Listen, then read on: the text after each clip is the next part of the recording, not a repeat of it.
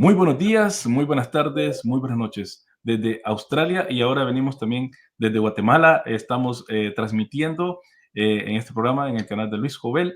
Le doy la bienvenida a todos y vamos a estar hablando de un libro que yo ya hice un unboxing, pero ahora vamos a estar hablando de este libro y vamos a hablar no solo de mente del libro, sino que vamos a hablar con el autor del libro y él nos va a estar diciendo cómo se hizo este libro y cuáles son son las cosas interesantes que yo quiero que mi público, que ustedes aprendan cómo se hacen estas cosas y cómo las podemos usar. Bienvenido, doctor Rigoberto Galvez, a este programa. Muchísimas gracias, estimado Luis, por la invitación. Para mí es una alegría, es un privilegio estar en su canal con su audiencia. Saludos desde Guatemala, el país de la eterna primavera, en América Sí. Central. Estamos muy agradecidos de estar en este tiempo hoy con ustedes. Yo de pequeño, hermano, y fui a Guatemala, lo que no le dije antes, mi familia vivió dos años en Guatemala por el conflicto armado que tuvimos en El Salvador. Íbamos cada 2 meses a Guatemala, ahí vivió mi abuela. Una vez yo me escapé de la casa y me fui para Guatemala porque ya el señor del bus me conocía y según él yo iba solo a ver a mi abuela. No, mi mamá, yo estaba enojado con mi mamá y me fui. Tenía como 8 o 9 años y tengo bastantes recuerdos bonitos, y lo único que sí, que era más helado que El Salvador, que era más helado que El Salvador siempre. Todavía sigue siendo, bueno, nosotros decimos agradable, cuando vamos a El Salvador sentimos que es muy caliente, pero sí sigue siendo más helado, más frío. Es Pero el verdad. Petén no es helado, Petén no es No, helado, Petén. el Petén es parecido al clima de El Salvador, sí. Y es que cómo son las cosas, ¿va? Y eso que el Petén está al norte, y queda al norte Sí, sí. de Guatemala. Así que son cosas que yo me acuerdo, yo cuando era niño decía que era Chapín en contra de todos los salvadoreños que están aquí. Yo decía que era Chapín, porque estaba mi abuela ahí, yo quería tanto que estar ahí con mi abuela, entonces yo soy Chapín porque quería ir para Guatemala. Muy bien. Hermano, ¿nos pudiera decir un poco de usted, hermano, un poco su trayectoria, tanto un poco de su vida también, pero su trayectoria también académica para nuestro público, para que conozcan que también que se puede llegar a estudiar teología? Sí, muchas gracias. Soy guatemalteco, estoy casado, mi esposa Ingrid, tenemos 2 hijas, tengo ya dos nietos, 2 yernos. Sirvo en el ministerio pastoral a tiempo completo desde el año 1987 hasta la fecha. Mm. Y gracias al Señor también fundamos el Seminario Teológico de Guatemala, CETEGUA, en el año 1992. Y de esa fecha para acá, pues seguimos dirigiendo este seminario. Gracias al Señor también estamos agradecidos porque el Señor nos permitió incursionar en la escritura. Así que después de escribir algunos cuantos libros, seguimos con esa santa tarea también que hemos creído que es un talento que Dios por misericordia nos da, y es un privilegio dar a conocer algunas realidades, verdades que tienen que ver con la escritura, y especialmente hoy con el diccionario de profecía y escatología publicado por la editorial CLIE. Sí, hermano, yo creo que este diccionario es un gran logro. Yo vi el video cuando llegó don Eliseo allá a Guatemala y hicieron la presentación oficial y dijo que algo que salió de Latinoamérica, porque usualmente siempre estamos nosotros tomando del mundo anglosajón. Yo en lo personal, porque yo crecí en el mundo anglosajón, hice todo en teología fundamental en el mundo anglosajón, fue hasta ahora que he estado haciendo algo en español. Y yo una cosa que siempre digo de que en el mundo anglosajón se ve que el diablo hispana, no solamente el latinoamericano, sino también el español, se ve de menos siempre en el mundo de habla inglesa. Y yo, esta vez que he hecho maestría en estudios bíblicos, yo me he fijado que los españoles no están bajo de los de habla inglesa, sino que están al lado. Y ahora con este material, no solamente los españoles, sino que los latinoamericanos también, no estamos, o sea, tenemos que consultar también con los de habla inglesa, claro, porque hay Por más supuesto. literatura, pero tenemos ya cosas al alcance de nuestro propio idioma, y como alguien que está, yo creo que yo estudié principalmente para dar el conocimiento a los de habla hispana. Yo creo que es algo que se tiene que hacer bastante. Hermano, yo quisiera empezar con una pregunta. Vamos a hacer 5 preguntas que ya de antemano se las había pasado al hermano.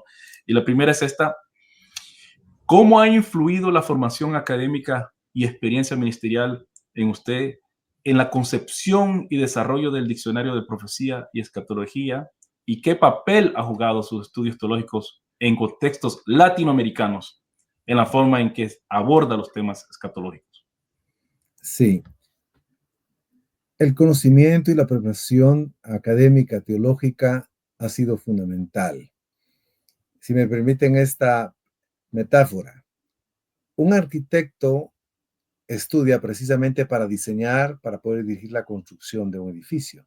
Sería imposible que alguien sin el estudio, sin un grado de arquitectura, pudiera diseñar un edificio, pudiera dirigir la construcción del edificio.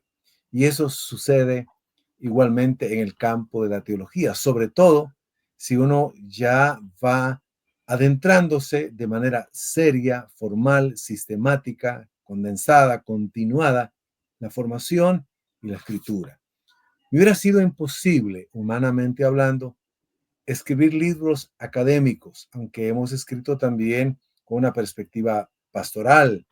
Hay un libro publicado por CLIE también, dice cómo elaborar y preparar mejores sermones. Cómo convertir una predicación común en extraordinaria. Eso es teología práctica. Pero me hubiera sido imposible, mi querido hermano Luis, y también los que escuchan. Así que diría yo ya a los ministros, a los pastores, a los que quieren avanzar un poquitito, no solo para escribir un libro, porque creemos también que es un talento y un don que Dios da de manera específica, porque hay personas que pueden estudiar teología. Conozco a varios que han estudiado su licenciatura, su magíster o su maestría, su doctorado en teología, pero no han escrito, han pues dado algunas conferencias, etcétera, etcétera. Entonces también es un llamado, pero sí se necesita tener una reserva, tener una trayectoria de estudio profundo, ordenado y sistemático. Sí, pero como le decía en la segunda, pero esto es importante porque hay muchos que están haciendo libros en latinoamericanos que no tienen ninguna formación y esperan de que todos los leamos y algunos aún escriben libros de griego, tanto como manuales de griego como también hasta léxicos de griego y yo les digo, bueno, ¿y dónde estudiaste? No, no tengo estudio. Entonces, existe eso, porque ahora en Amazon se puede poner cualquier libro y uno tiene que ser muy crítico, a veces ver de dónde salió, dónde enseñó, o al menos ver qué es lo que estudió el personaje. Y yo creo que eso es algo, lo que usted acaba de decir, es una buena metáfora, porque no le vamos a dar un trabajo a un arquitecto que no tenga un cartón al menos que haga nuestra casa. Y sobre todo que tenga experiencia también. Por eso era muy oportuna la segunda parte de la pregunta que usted planteaba. Y la experiencia pastoral y ministerial también, ¿qué papel ha jugado en alguna medida?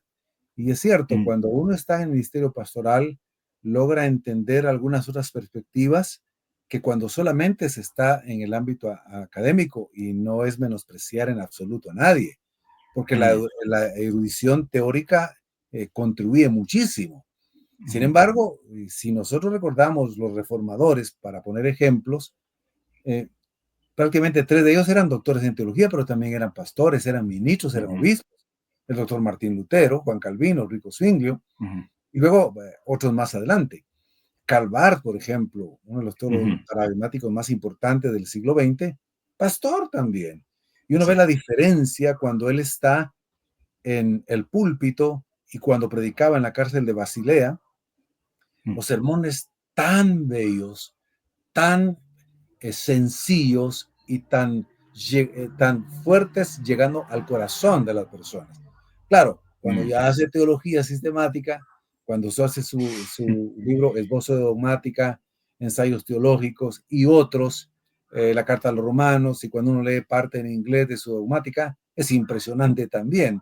Escribe de una manera densa y ha hecho muchas aportaciones. Pero bueno, es el balance y es lo que ayuda también.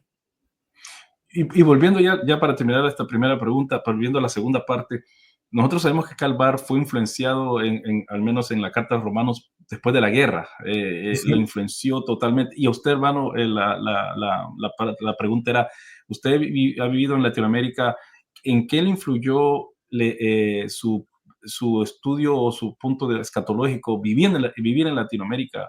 La vivencia que usted vivió junto con como nosotros los salvadoreños que tuvimos una guerra civil, eh, ¿en qué influye esto cuando uno ve la escatología, cuando uno escribe una obra? Ujú.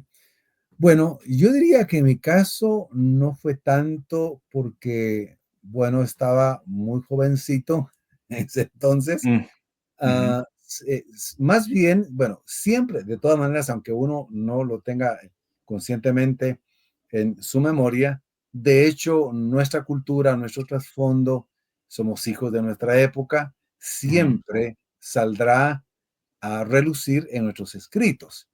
Pero en cuanto a la escatología y la profecía, digamos que tuvo más influencia el hecho de ver, en mi caso, cómo en la década de los 90, en la década de los 90, acercando 1999 para ser específico, empezó a haber un movimiento mundial, diríamos, donde cierto sector de la iglesia, sobre todo el evangelicalismo, empezó a creer que de verdad llegaríamos al fin del mundo ujú, al final del segundo milenio. ¿Se recuerda usted del movimiento del Y2K, que todo iba a colapsar y ujú. que era... Entonces, y también escuchando conferencias de El Señor viene en el año 2000. Sí. Y luego, desde ahí tuve una inquietud profunda. Ahí me marcó a mí Mm, para que naciera el deseo de profundizar en la profecía y en la escatología. En otras entrevistas he dicho, porque es la verdad, que realmente el libro, el diccionario, es un trabajo al final de 25 años, porque desde esa época, cuando yo dije no puede ser que en el año 2000 venga el Señor, o soy tan ignorante, o de verdad también puede haber una equivocación, como ha ocurrido en situaciones anteriores donde se ha fijado una fecha y no ha ocurrido la segunda venida del Señor. Y empecé ujú, a estudiar y a estudiar y a estudiar y a estudiar y no sabía que más adelante iba a haber una oportunidad para escribir un libro de escatología y luego un diccionario. Pero lo que más me influyó, diría yo, fue también el hecho de los acontecimientos que han venido desarrollándose en los últimos tiempos. ujú, Por ejemplo, la restauración del Estado de Israel en el año 1948, por ejemplo. ujú, Eso fue una cuestión muy, muy llamativa, donde hubo un avivamiento, y entonces ya también está floreciendo la higuera, el Señor ya viene, y bueno, y ya ujú, pasaron varias décadas y no ha venido. Y luego también otras situaciones de guerras, pero sobre todo la pandemia, que comenzó en el año mm, 2020, yo diría que fue el boom y fue el tiempo, el kairos de Dios para decir, es el tiempo de sacar material de escatología, porque veo mucha confusión, veo mucha angustia y ciertamente la pandemia mató a 30 millones de seres humanos en el mundo entero. Nosotros vivimos esa pandemia, sobrevivimos, gracias a Dios, pero yo como pastor vi la angustia, la aflicción y la confusión de gente muy preparada de la iglesia, hablo de profesionales en la ciencia, decían, pero mire, ¿será que me puedo vacunar o no? ¿No será que ahí viene, viene el chip del anticristo y cosas sí, tan... sí.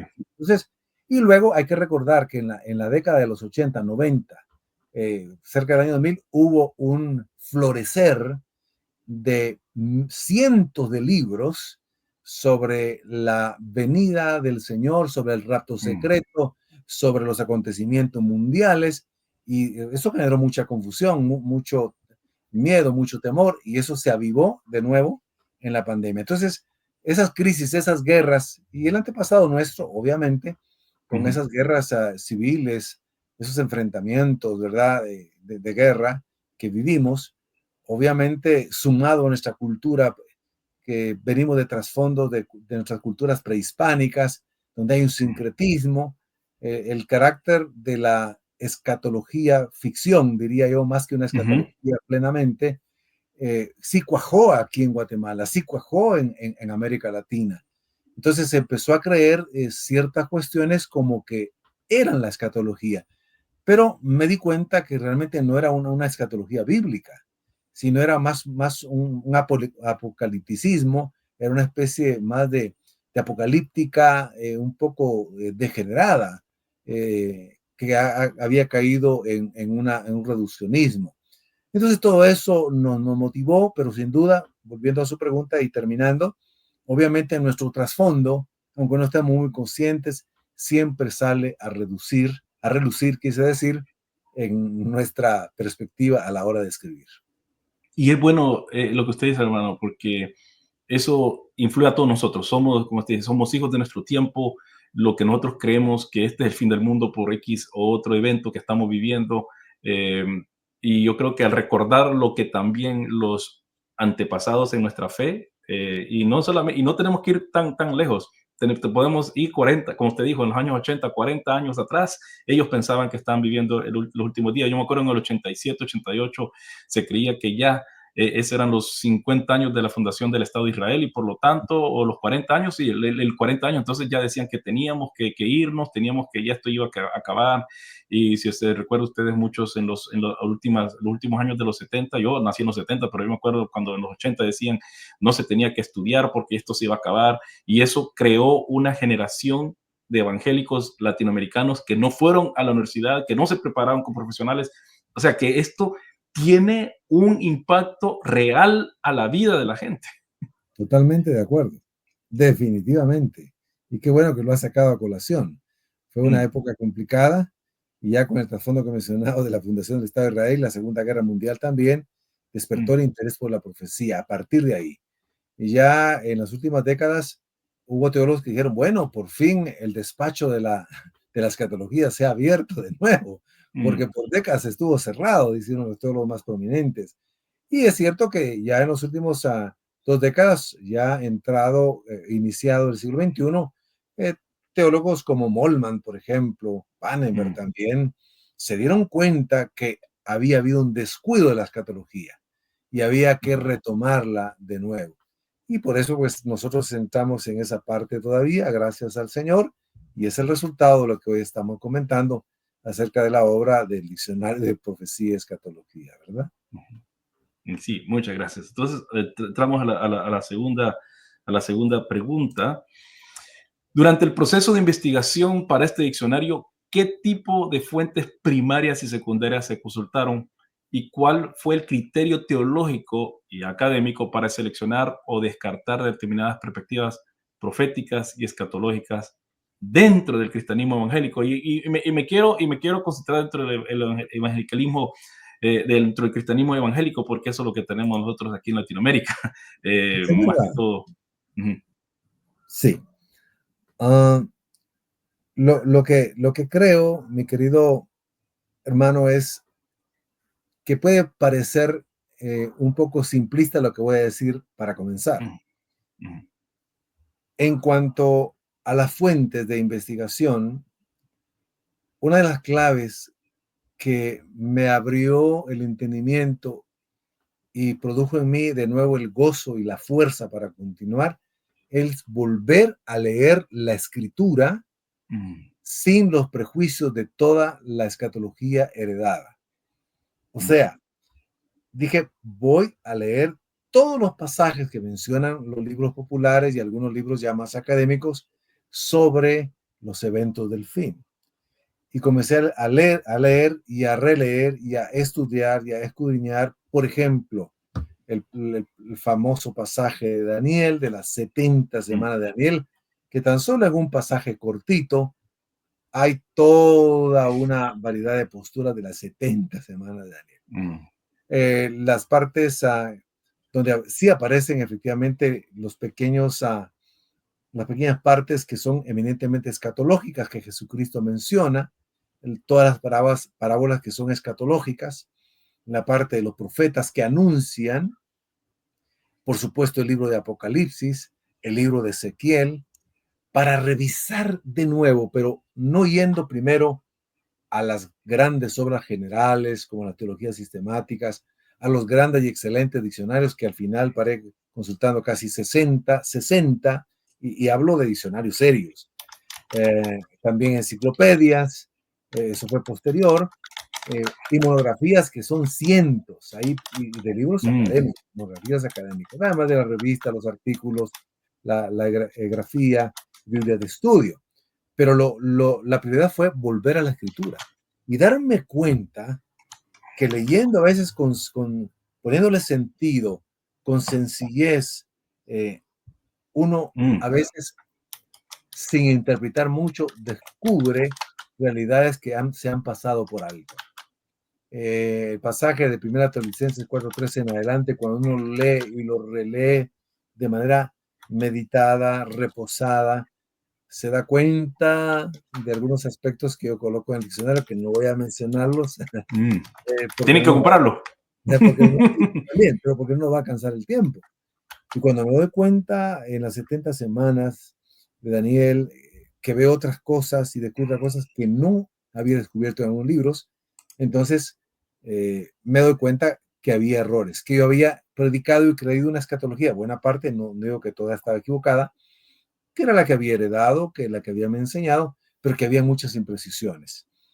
Y luego, al ver el libro de Apocalipsis, de nuevo, descubro que de pasajes pequeños y doctrinas que se fundamentan en un solo texto, en un solo pasaje, han sido el motivo de cientos y miles de libros.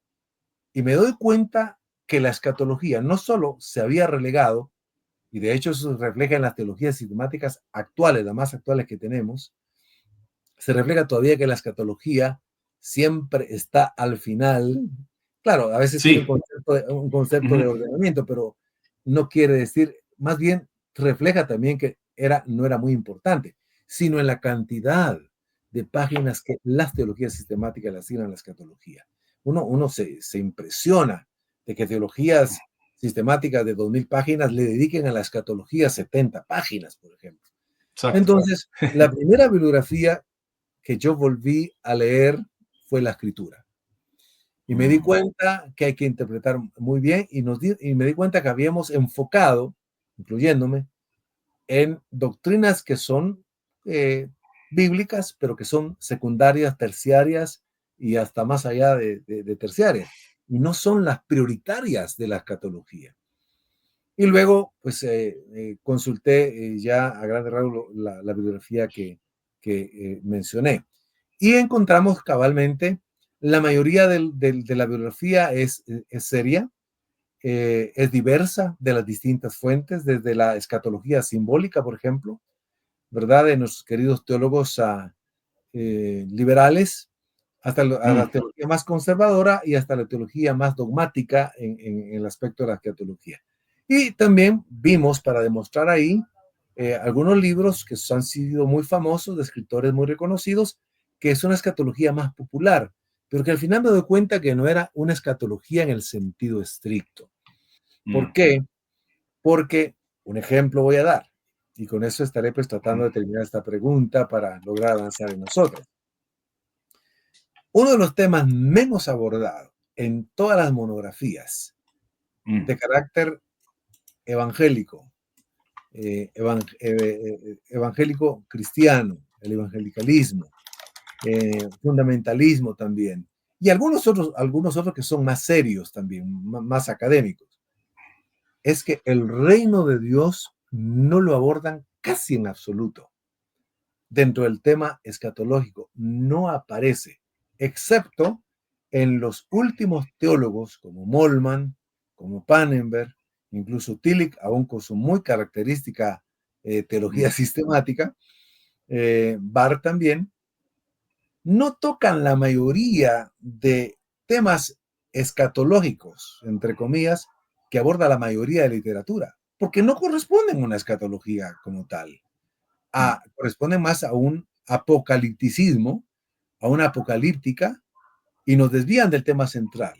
De hecho, una de las teologías sistemáticas que consultamos, los temas que abordan principalmente en la escatología son el reino de Dios. Punto.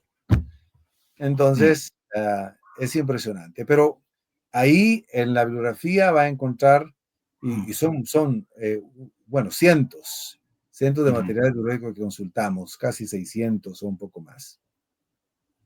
Lo del reino de Dios, Jesús cuando vino en San Marcos, él es lo primero arrepentido porque el reino de Dios se ha acercado. Ahí comienza y como usted dice, ahí se perdió todo el, el, el- la, la, la vista de lo que Jesús vino a decir acerca de la apocalíptica, pero mucha gente piensa que el reino de Dios quiere decir otra cosa, pero el reino de Dios es algo escatológico que viene. Completamente, completamente. Ese reino de Así Dios que ha que, llegado, el famoso ya de ujú, Oscar Pullman, pero todavía no se ha ujú, consumado, ya, pero todavía no. Pero ujú, el reino de Dios es centralísimo, porque viene anunciándose y se inaugura de manera formal con la venida del Señor Jesucristo y la entrada al ministerio terrenal, anunciando que el reino de Dios ha llegado y que se consumará, pues obviamente en el futuro. Entonces, es interesante, pero con eso quería más o menos ujú. terminar de responder la pregunta. Bien. Y otro, solo quiero decir a la edición, George Eldon Ladd sería otro que también habló acerca del reino de Dios, Sí, es uno ya de más los que cerca. toca, es uno de los que toca. Y Mm, está ujú. citado. Es uno de los especialistas que hay que tomar en cuenta a la hora de estudiar escatología, definitivamente. Sí, eso es uno de los que más aportó, a pesar de que en su testimonio hay una biografía de él que él se sentía que no aportaba nada a la academia y los frutos se vieron hasta después que él partió con el Señor y no antes. Eso, pobre hombre en ese caso. Em, la tercera pregunta sería, ¿hasta qué punto? Aquí de nuevo vuelvo aquí, no sé si quiere decir algo o lo podemos saltarnos, pero ¿hasta qué punto las guerras civiles, conflictos sociales y crisis políticas en América Latina influyeron en el enfoque pastoral y teológico de las entradas del diccionario, especialmente aquellas relacionadas con el juicio, la esperanza futura y el sufrimiento humano? Sí, decía que en mi caso no tuvo un impacto muy fuerte como para decir que este fue uno de los motores para desarrollar y escribir las entradas del diccionario, sino más que todo porque el dolor, el sufrimiento, la tragedia acontece en el mundo entero. Y Ujú, hoy que estamos globalizados y se cumplió la profecía de aquel famoso sociólogo que dijo, estamos viviendo ya en una aldea global. Él lo dijo ujú. cuando no estaban las redes sociales. Y hoy nos enteramos en segundos lo que está pasando del otro lado del mundo. Entonces, esa angustia, ese dolor, ese sufrimiento, ahora lo vemos. Ahora en los países más desarrollados, que son del primer mundo, tienen cientos de focos de regiones y personas viviendo como tercermundistas, Ujú, comenzando con uno de los países más poderosos del mundo. Ese contraste ya se miraba en Brasil, las grandes construcciones de Sao Paulo, los grandes edificios hermosos en Río, pero las favelas atrás llenas, ¿no? Entonces, ese contraste, ese sufrimiento, ese dolor, esa opresión, ese enriquecimiento de los pocos a costa de los muchos, esa injusticia que se vive en el mundo, esa injusticia social, política, económica, esa es una realidad que la escatología da una respuesta, que hay ujú, esperanza, que no todo terminará con la muerte, con la esclavitud, con la miseria, sino que realmente para el creyente, y por eso se debe mantenerlo firme, con una vocación misionera también, de testimonio acá en la tierra, porque el anticipo de la resurrección de Cristo y del Espíritu Santo que viene a morar en nosotros y se viene a derramar a partir de Pentecostés, el cumplimiento de Pentecostés que está relatado en Hechos 2, esos son anticipos de que de ujú, verdad nos garantiza de que el futuro para nosotros será glorioso. Es la bienaventurada esperanza de la escatológica. La escatología no es eh, acontecimientos trágicos, no son ujú, conmociones cósmicas. La escatología no es solo las guerras, las pestes, las Ujú. epidemias, que esos son acontecimientos que apenas son señales, son Sí, principios de dolores. Jesús Pero dijo, la Jesús dijo eso. escatología apunta realmente a la consumación del reino de Dios, al festejo eterno, a la nueva creación de todas las cosas por medio de Jesucristo, de su obra, y que comenzará, y ahí sí estoy muy certero, y creo que la mayoría de posturas teológicas también, excepto algunas, que es con la segunda venida del Señor Jesucristo que se inaugura una nueva época. Entonces, eso es lo que ha influido a nivel global, más que algo muy específico como las guerras civiles, que sí, obviamente, se vio el dolor, la tragedia, las injusticias que hemos visto, las cuestiones inhumanas, Ujú. pero la escatología da respuesta, que hay esperanza aún para que el que muere en Cristo Jesús. Dice, hermano, que porque yo vivo en un país primermundista, Australia, Mm. y yo interactúo bastante con gente de Estados Unidos y Europa. Entonces, a ellos les encanta aún recordar esa etapa de Latinoamérica, de lo que pasamos. Y como le dije anteriormente, a mi papá le ofrecieron aquí que enseñara eso, en relaciones internacionales con un enfoque latinoamericano. Eso fue hace 30 y algo años ya que pasó eso. De las venas Pero abiertas de sí, Latinoamérica. sí, eso, y quizás nosotros que estamos en estos países aún quieren saber con respecto a todo eso, pero quizás ahí en Latinoamérica se quiere pasar la hoja. Y otra cosa que también lo que estoy viendo, que lo que usted dice acerca de las guerras, las pandemias y todo esto, terremotos, todo esto apuntan a la segunda venida del Señor, pero muchos, como dice el buen dicho, se quedan mirando el dedo y no mirando a donde está apuntando.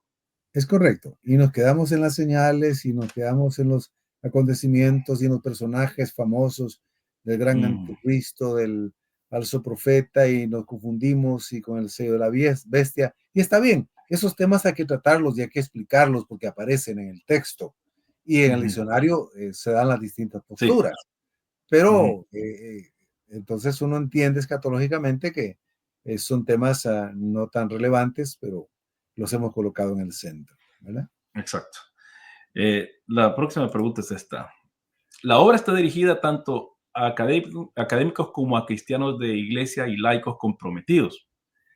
¿Qué estrategias de redacción, organización y lenguaje se emplearon para garantizar que cada entrada sea rigurosamente teológica, pero también clara, accesible y pastoralmente útil para el lector promedio? Porque este es un desafío, hermano, que usted quiere que tanto nosotros que estamos en el seminario o aquellos que ya están egresados del seminario usen la obra, pero igualmente usted quiere que cualquier hermano que va a la iglesia y que quiere saber un poco más, y como lo acaba de decir, eso me gustó, que usted dice las diferentes posiciones eh, para que el cristiano se informe acerca de eso. ¿Cómo le haríamos a eso, hermano? ¿Cómo le hizo usted?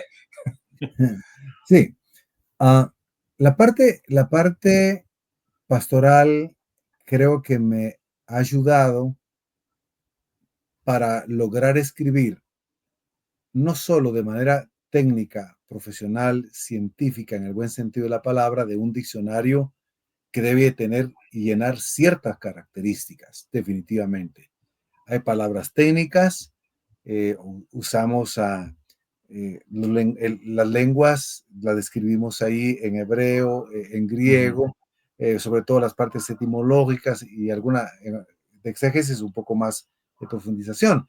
Pero realmente la parte pastoral es la que creo que por su gracia nos ha ayudado a tener un estilo que, si bien es cierto, es académico, pero es un lenguaje sencillo, claro, y no usamos palabras muy rimbombantes, muy reescogidas, porque no tiene sentido realmente. La verdad que no tiene sentido. Para mí, un teólogo que curiosamente no es protestante, pero los teólogos tenemos a veces que leer ciertos teólogos que ujú. no son necesariamente protestantes. Me impactó mucho hace muchos años, en mis primeros años de licenciatura en la teología. Nos pusieron a leer en una clase un libro de, de el doctor Hans Kuhn, el No, sí, famoso sí. Existe Dios, luego Vida Eterna.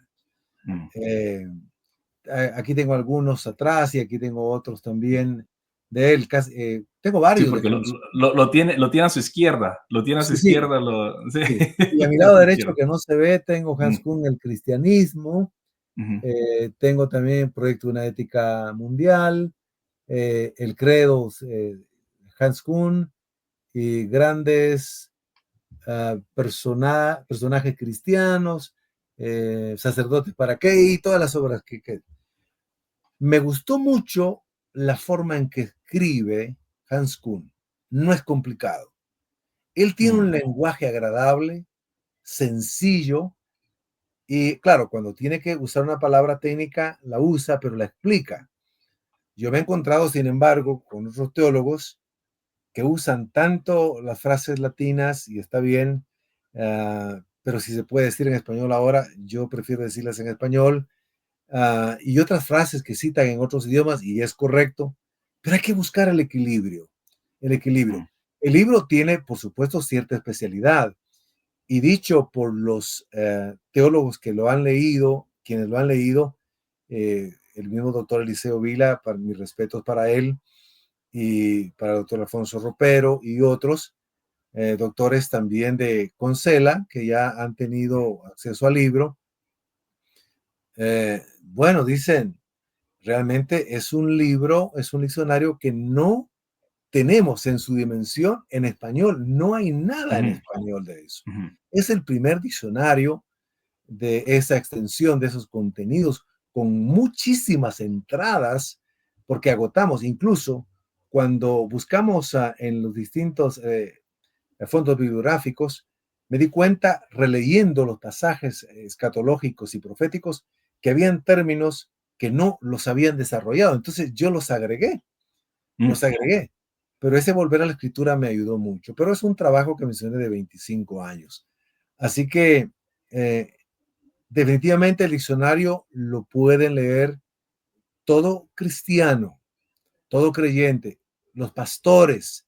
Yo anhelo mucho que los pastores puedan ujú, leer este diccionario, que puedan ver las distintas posturas de la manera más objetiva posible, explicadas según los um, representantes de cada postura, lo más objetivamente posible, y luego que ellos puedan ver y decidir también. Y por supuesto, en el diccionario no solo hay conceptos, hay categorías, sino nosotros ujú, mismos, su servidor, hacemos una propuesta teológica que no encontrarán en ningún material escrito anteriormente. Por la gracia de Dios, eso debido al estudio y la profundización del tema de la escatología. Por ejemplo, ustedes saben que es curioso que del milenio, que se menciona en un solo pasaje de Apocalipsis, mm, literalmente hablando de milenios, 1000 años, en 1000 años. Aparece en un solo pasaje de Apocalipsis en varios versículos, pero en un solo pasaje. Y de ahí es interesante que en un solo pasaje hayan salido las posturas amilenialistas, mm, postmilenialistas, premilenialistas y todas las demás posturas, preteristas y demás. Entonces nosotros aportamos finalmente una postura que es preterista, es futurista, post-tribulacionista, pero ahí digo yo, bueno, esta es la postura que proponemos y aparece en el diccionario. mm, Así que creo definitivamente que es para todos, para catedráticos, para teólogos, que curiosamente debo decir esto para terminar de responder la pregunta. Conocí por lo menos unos 2 o 3 doctores en Nuevo Testamento, mm, egresados de universidades destacadas de los Estados Unidos, hispanos que pudieron estudiar allí. Y en ese tiempo de investigación y todo, yo estaba siempre con la escatología aquí y aquí, ¿verdad? Entonces, y también la profecía. Y en una oportunidad de charlas les pregunté acerca de la escatología y qué pensaban de ciertos temas. Para mi sorpresa, uno de ellos me dijo, doctor en Nuevo Testamento, bueno, la escatología realmente tiene tantas posturas, muchas contradicciones, que yo he optado por no abordar ya la escatología. Increíble. Pero debido a ese resurgir, a ese brotar de tantas posturas, a algunos los agobia, a otros los mm, frustra y a algunos les puede provocar incluso crisis de fe. Pero no, realmente debemos de conocer las posturas y las presentamos a cabalidad. Así que está pensado y escrito, cualquiera que pueda leer, usted mismo puede comprobar al ujú, leer cualquier entrada de que está un lenguaje accesible, agradable, diría yo también. Una de las cosas que nos hemos propuesto con los años, obviamente, el escritor tiene que ir evolucionando y mejorando. ujú, Es decir, como decía Barth, un libro de teología debe tener belleza, estructura, fundamentos, en extensión debe tener simetría, debe tener un lenguaje, digamos, bello, hermoso. Sí, ujú. aunque Barth era un poco complicado, pero tenía razón. Complicado leerlo, sí. Sí, sí. Entonces, nosotros hemos procurado trasladar eso en nuestros libros y hemos entendido que la gente los puede entender. En algunos casos sí se necesita alguna explicación.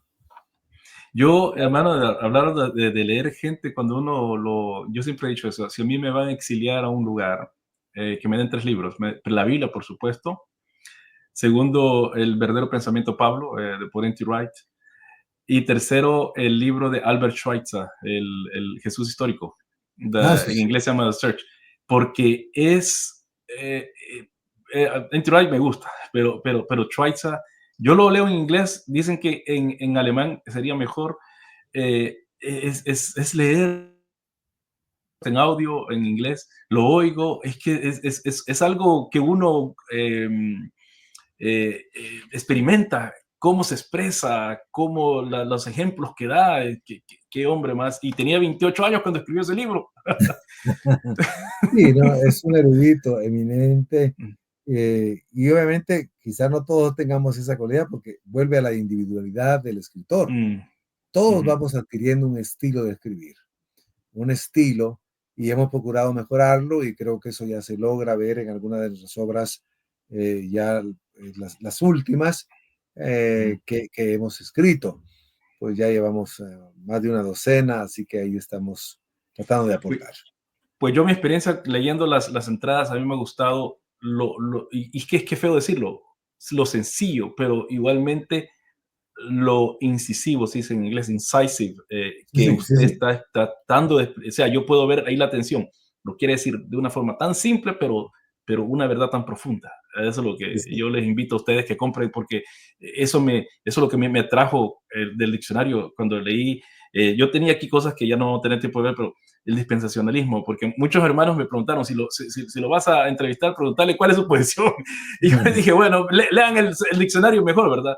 Pero aún en esa entrada del dispensacionalismo no es tan larga como yo pensaba cuando yo abrí, capaz que va a dar página tras página, no, usted lo reduce y lo explica y da la historia y eso, y como usted dice, es una historia y esto es lo que quiero decir, es cuando yo leí esa entrada dije, según yo usted iba a decir, el dispensacionalismo viene, como muchos dicen, desde el tercer, cuarto siglo, que Mm, después se reescubrió, no, usted da exactamente la historia oficial del sí, sí. dispensacionalismo y no se anda con historias ficticias.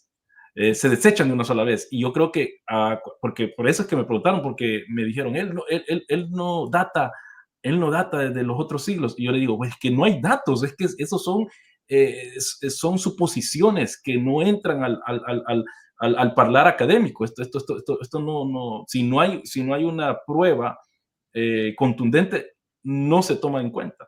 Y eso que fue un choque para muchos y a mí me gustó por eso es que lo empecé a leer y dije, miren cómo.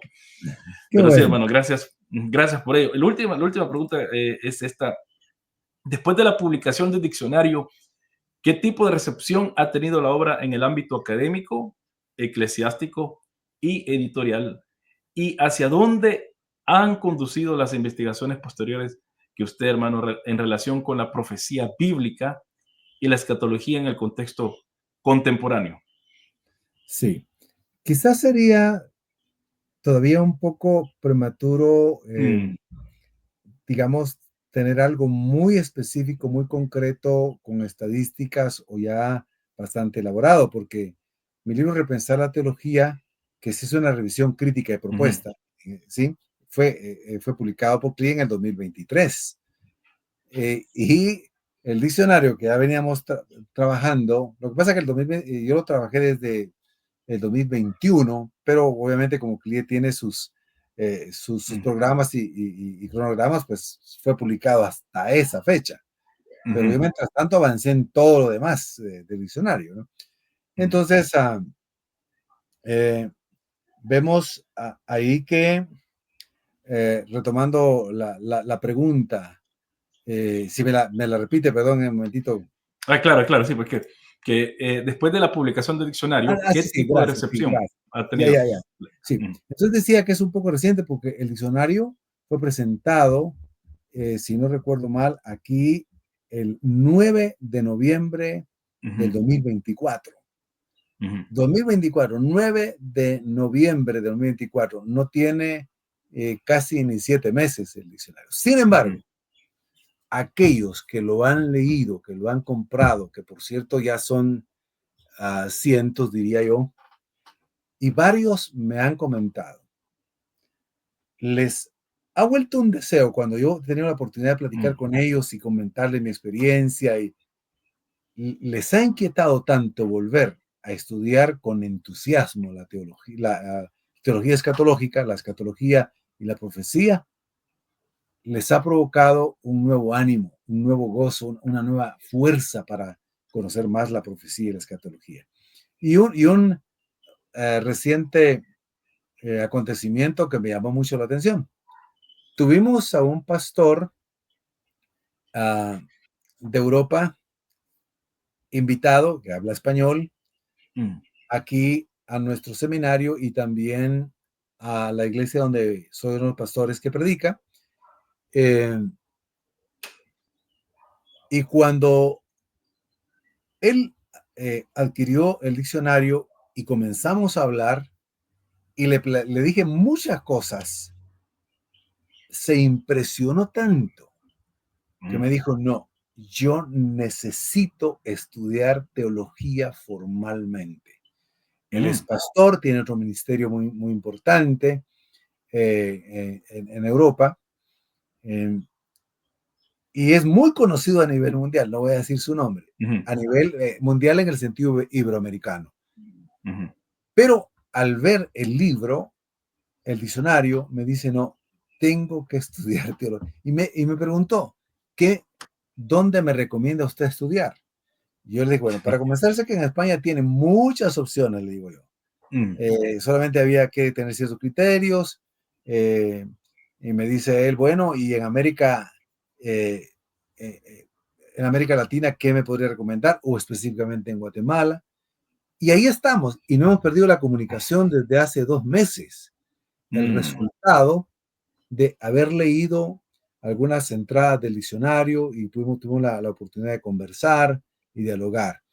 Y he tenido muchas otras retroalimentaciones personales de ese nuevo interés, ese nuevo despertar, ese nuevo repensar la escatología, uno de mis libros anteriores, que por cierto ha sido muy bien calificado, pese a que ese libro sí es, abajo dice, revisión crítica y propuesta, ¿verdad? En el diccionario no, el diccionario tiene que ser formal, académico, presentar todo lo que tiene que presentarse de manera científica, lo más objetivamente posible. Así que yo espero que quizá ocurra aún más lo que le ha ocurrido a algunos escritores y lo que decía usted de Ladd, que sus obras fueron mucho más conocidas y leídas. Mencionaba el otro teólogo, creo, también, después de que había fallecido. Creo que eso lo comentamos antes.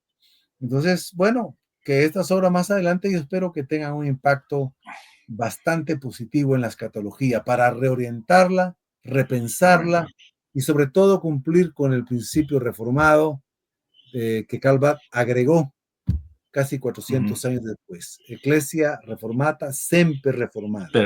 Una iglesia reformada en continua reforma. Toda iglesia, todo seminario, toda facultad que no se examine a sí mismo, que no se revise a sí mismo su fe, su creencia, su teología, volviendo siempre a fontes, en latín, a las fuentes, está cometiendo un error. Así que necesitamos siempre revisar y autocriticarnos. Varios de mis libros son autocríticas también. Escribí un Mm, libro publicado por Lee también que se llama Autocrítica a la religiosidad popular evangélica, prácticas dudosas en el ejercicio de nuestra fe. Un libro que ha tenido mm, mucho éxito en América Latina, Guatemala, México, Perú y otros países de Latinoamérica. Pero es una autocrítica mm. que hemos metido en nuestra liturgia, en nuestras prácticas y creencias, cuestiones de religiosidad popular, de edad popular, que no corresponden a una fe auténtica. Así que esperamos que estos libros tengan un impacto mayor con los años. Y yo creo que eso, a la autocrítica falta, porque yo interactúo con bastantes de un cierto movimiento evangélico que se llaman sana doctrina, y ellos critican a las personas a neopentecostales y a A otros todos los personajes, demás. sí, a todos los demás, y los expulsan del cristianismo. Esto es Sí, herejía, esto es otra, y a veces que sí, que hay gente que está sí, muy a la raya de estar sí, afuera, se van al extremo, ujú, es verdad. Rayan en la pero las herejía en críticas, algunos sí. aspectos, sí. Sí, pero las críticas prácticamente no ven que son parte de nuestro contexto y lo que hacen es de que ellos hacen otro grupo, que solo ellos tienen la verdad. Entonces, Es un error. una crítica que a mí se me hacía con respecto a que yo estoy tratando un tema sobre las obras y la salvación. Y yo estoy trabajando esto aún en mi video, lo estoy trabajando, estoy leyendo a diferentes teólogos. Y hubo un influencer, uno que, bueno, yo creo que es hermano, pero que no le caigo también, y me hizo un video que yo soy pelagiano. y yo, y yo, y yo yendo estudiando San Agustín, estoy yendo por un libro y estoy haciendo videos acerca de eso. Y San Agustín, él declaraba pelagiano a todo aquel de que no creía en el bautismo de infantes. Entonces yo dije, Ujú. bueno, si este personaje no cree en el bautismo de infantes, entonces estrictamente según San Agustín, él también es pelagiano. Entonces cuando tomamos estas posiciones no pensamos en las repercusiones o lo que envuelve todo esto, nos ponemos muy sectarios en nosotros mismos y como usted dice, el, el, nos ponemos, queremos exponer solamente un punto de vista y este es el punto de vista que tenemos que tener y no tomamos en cuenta que el cristianismo no es así. Nunca ha sido así. Y una cosa para terminar mi comentario, man, ayer yo estaba pensando, yo estoy queriendo hacer unos estudios acerca de Pablo y estaba leyendo por qué tantas diferencias, por qué tantas posiciones sobre Pablo y me acordé y que yo lo he oído antes, pero medité en esto, que aun cuando Pablo escribió a los corintios lo malinterpretaron. Sí, Cuando les claro. escribí, yo les dije que no se juntaran, pero no me referí. Entonces le tuve que volver a explicar.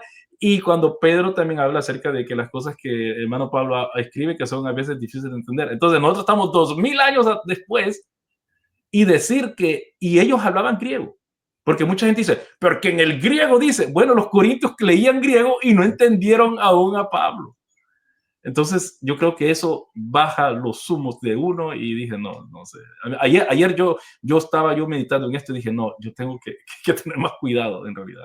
Es verdad, tenemos que ser más autocríticos y comenzar con nosotros mismos, Autocríticos, nuestra exacto. teología, antes Mm, de revisar algunas otras doctrinas, y aun cuando uno no esté de acuerdo con alguna doctrina, debe hacerlo de manera muy respetuosa, jamás señalando algún teólogo, algún personaje.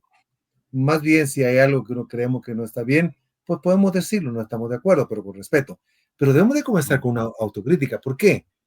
Porque todos tenemos puntos ciegos, mm, todos. exacto, Ahora que nos todos. aproximamos lo más que podemos a la verdad, eso es correcto y ese es el fin y el propósito de una sana teología, una buena teología.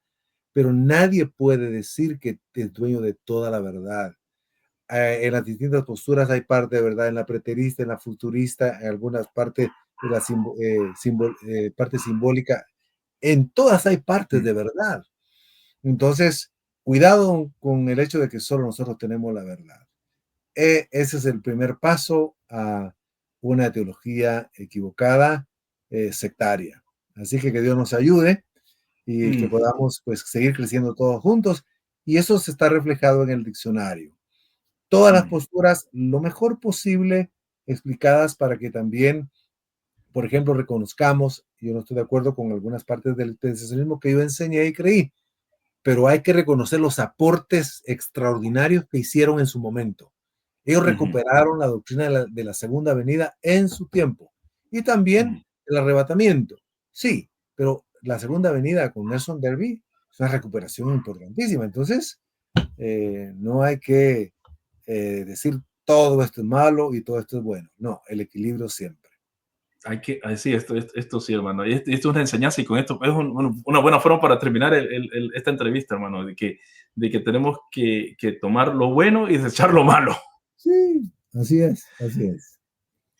Muchas gracias, hermano Rigoberto Galvez. Yo en las notas del video estaré poniendo el link para que ustedes se hagan de este libro, tanto por CLIE como por Amazon también. Y también estaré poniendo el link del seminario, hermano. Del seminario, unos 30 segundos para decirnos de su seminario, hermanos. Una vez más. Seminario Teológico de Guatemala, CETEGUA, fundado en 1992, es interdenominacional, con programas serios de teología, obviamente ahí abarcamos las distintas teologías, ¿verdad? Teología sistemática, teología histórica, hay una parte de teología práctica, en los distintos programas, ¿verdad? Procurando siempre el balance entre las escrituras y también el poder del Espíritu Santo, en el conocimiento teológico, pero en la vivencia espiritual de testimonio. Conocimiento, fe, razón, fe, el equilibrio. Procuramos el equilibrio y es lo que se traslada en nuestros libros también. Bienvenidos. Ahora sabemos que ya el mundo, incluso las universidades prestigiosas, varias ya tienen programas totalmente online. También el seminario ha tenido que adaptarse y responder al desafío de la época. También tenemos programas online, así que estamos para servirles aquí en Guatemala. Como decía, el país de la eterna primavera, porque siempre tenemos un buen clima. Sí, Ni muy sí. caliente ni muy frío. En El Salvador quisieron poner igual que ustedes tuvieron patinaje afuera para Navidad, ¿se acuerda? Y en El Salvador Sí, lo sí, trataron de hacer y muy caliente, solo duraba unas cuantas horas y después se deshacía de se nuevo, derretía. muy, muy caliente. Muchas gracias, hermano Rigoberto. Me gustaría que estuviera solo un minuto o dos después de que terminemos para que usted me pueda decir qué le pareció la entrevista. Y De le damos acuerdo, gracias muchas a todos. gracias. Y le damos gracias a todos los que han visto esto y como una vez más, recomendando el diccionario de profecía y escatología, aquí por Rigoberto Galvez Alvarado, y también es publicado por CLIE. Lo recomiendo. Esto tiene que ser parte de la biblioteca de cada cristiano que esté comprometido al estudio serio de las escrituras, igual como de cada seminario y instituto bíblico, para que puedas tener un recurso. Y Y yo digo, de cada y pastor también. de cada pastor, exacto. Esto tiene que estar en la biblioteca de cada pastor. Y yo diría también, como yo hago en mi iglesia, yo siempre doy yo compro la primera edición de algo y cuando ya sale la segunda edición lo pongo en mi iglesia para que los hermanos tengan acceso. También esto sería bueno para que las iglesias tengan acceso Excelente. a eso, para que puedan ir a ver, pudieran a confirmar. Y también eso nos ayuda a nosotros los pastores, los predicadores, a ser honestos. Cualquiera puede ir, mire, hermano, usted dice tal cosa, pero esto no es así. Yo creo que eso es parte de la honestidad. Que Dios le bendiga, hermano, y que le bendiga a todos. No se olviden de las notas del video donde van a encontrar los links para poder comprar algunos de los libros. Voy a poner algunos otros libros, hermano, que usted ha mencionado, los suyos, de su autoría, y así poderse edificar. Y acuérdense, ir a ver también el link del seminario para que todos puedan, alguno de aquí, de Australia, quizás alguien quiere estudiar online, en español, y poder así edificarse con este estudio. Que le bendiga, hermano. Muchas gracias, hermano Rigoberto. A usted muchas gracias, a la audiencia también. Gracias por esta invitación. Siempre mi gratitud, lo digo en cada entrevista, a la editorial CLIE que ha tenido a bien publicar nuestras obras. Que Dios los bendiga y muchas gracias. Amén. Que le bendiga y hasta la próxima.